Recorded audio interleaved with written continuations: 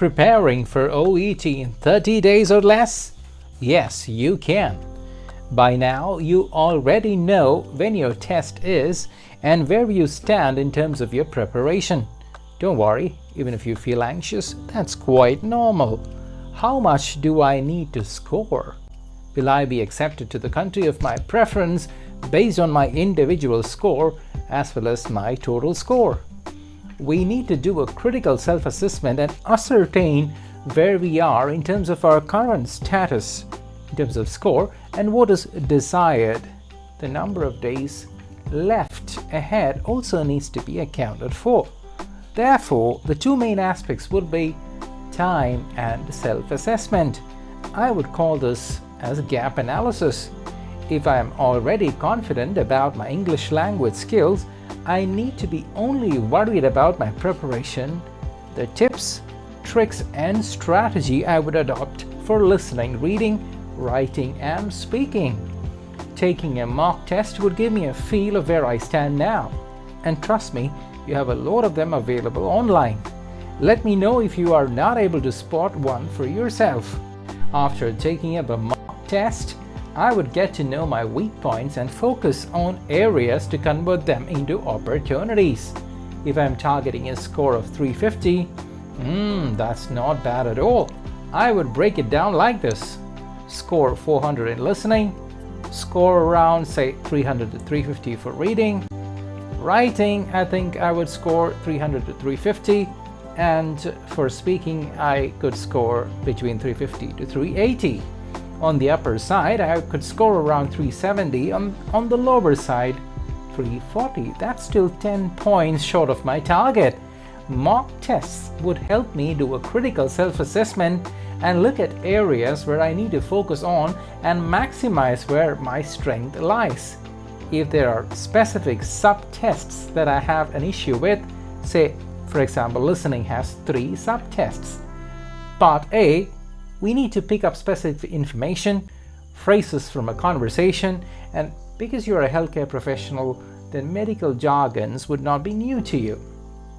From part B of listening, they hear your test on grasping the essence, the details, logics, the reasoning, linkage between text, procedures, follow-up, etc. is going to be evaluated, but you have only 50 seconds or less. You might hear a single speaker or 2 speakers in a conversation. Please do not rely on videos on the internet for part B in listening because they are far from being authentic. Now comes part C in listening. Here, your ability to follow an interview or presentation is being evaluated. Of course, it's going to be a healthcare related topic. You will have multiple choice questions, MCQs, to deal with, answering questions on definition, details, opinion, suggestions, etc. For most, this part could be tough to handle. Don't worry, I'm here to help you. Let me know if you need assistance in finding podcasts or related videos to crack Part C. Like learning the lyrics of a song without much effort, I learned Ek Ladki Ko Dekha To after listening to it 7 to 8 times. I would follow the same strategy for Part C and use my free time to my advantage. I would certainly seek the help of a coach or mentor to assist me in this area and on areas where I see a weakness. Let's move on to reading. Reading has 4 subtests. Being a healthcare professional, I might not have the habit of reading. Let me be honest with you. However, considering the short time ahead of me, I might want to pause a bit and start reading relevant material to practice reading.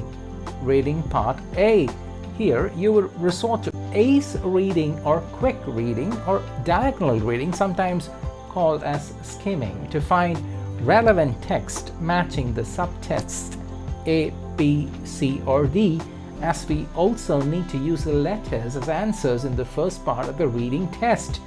We only have 15 minutes to answer 20 questions, and it's all about speed, spending less than a minute per question.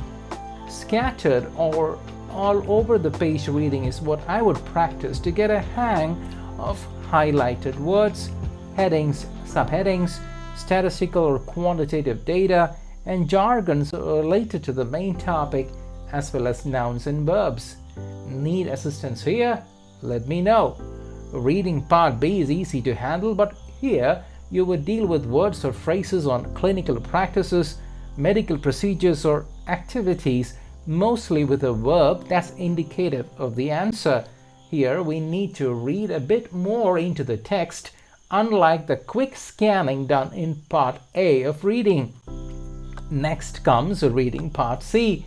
These are easy to find on the internet in the form of articles or passages.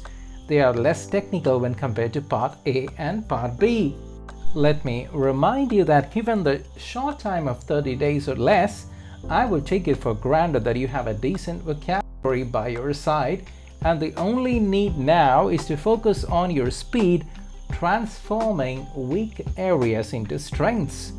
Alright, now comes writing. Be a doctor or a nurse, you need to draft a letter on a case. It could be a discharge summary, a transfer from emergency to the inpatient ward or unit, or to critical care unit, addressing the letter to someone who is responsible for in that department. Here, your scoring is based on a few aspects. To impress the evaluator, I would incorporate case notes and ignore what is not so relevant. Silly mistakes could be avoided by reaching out to an English expert and receive quality feedback. And finally comes my favorite area, speaking. Speaking is where your ability to build a conversation, engage someone in a meaningful conversation on a specific topic or context is being evaluated. Here you perform a couple of role plays where you put yourself in the shoes of a healthcare professional and sound as a thorough medical or clinical professional. Your conversation should make absolute sense, primarily from the perspective of interacting with the patient or the patient's bystander. Anxiety, fear, nervousness could all surface during the role play, as it is common in real life, and therefore be ready for it. If you need help here, let me know. Speaking to someone with excellent linguistic ability in English and from a healthcare know-how background would certainly help. That's all about it. I'm holding live classes, and that too one-on-one sessions, and happy to accommodate you in if you are keen on improving your OET score. If you're dialing from outside India, please prefix +91 followed by 9500027288. Most of my students dialing from outside India have had issues connecting up, and therefore I need to stress the need to use the India International Code, as I'm located right now in the beautiful country, India. All the best and see you soon. Bye-bye.